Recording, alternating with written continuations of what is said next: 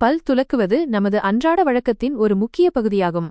ஆனால் உங்களுக்கு பிடித்த பற்பசையில் விலங்கு பொருட்கள் உள்ளதா அல்லது தாவரங்களிலிருந்து தயாரிக்கப்படுகிறதா என்று நீங்கள் எப்போதாவது யோசித்திருக்கிறீர்களா?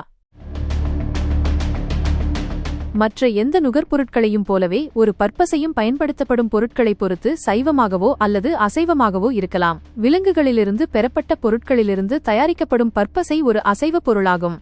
இந்திய பிராண்டுகள் பொதுவாக தாவரங்களிலிருந்து பெறப்பட்டவை போன்ற இயற்கை பொருட்களையே தங்கள் பற்பசையில் பயன்படுத்துகின்றன என்பதை கவனத்தில் கொள்ள வேண்டும். எனவே உங்கள் வாய்வழி சுகாதார பொருட்களில் விலங்கு பொருட்கள் பயன்படுத்தப்படுவதாக நீங்கள் கவலைப்பட்டால், இந்தியாவில் தயாரிக்கப்பட்ட பற்பசையை பயன்படுத்துவது பொதுவாக பாதுகாப்பானது.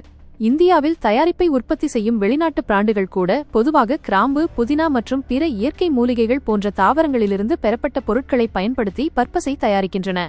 இருப்பினும் சில உலகளாவிய பிராண்டுகள் விலங்கு கொழுப்பிலிருந்து பெறப்பட்ட கிளிசரின் அல்லது விலங்கு எலும்புகளிலிருந்து பிரித்தெடுக்கப்பட்ட கால்சியம் பாஸ்பேட் போன்ற விலங்கு வழித்தோன்றல்களை தங்கள் தயாரிப்பில் பயன்படுத்தக்கூடும். இந்த தகவல் வழக்கமாக தயாரிப்பின் வெளிப்புற மற்றும் உட்புற பேக்கேஜிங்கில் வழங்கப்படும். பாக்கெட்டில் பச்சை நிற குறியுடன் 100% சைவம் என்று அச்சிடப்பட்டிருந்தால் பற்பசை நிச்சயமாக சைவமாகும். ஆனால் அந்த பகுதி சிவப்பு நிறத்தில் குறிக்கப்பட்டிருந்தால் அந்த தயாரிப்பு விலங்கு வழித்தோன்றல்களை கொண்டுள்ளது மற்றும் அசைவமாக வகைப்படுத்தப்பட்டுள்ளது என்று அர்த்தமாகும்.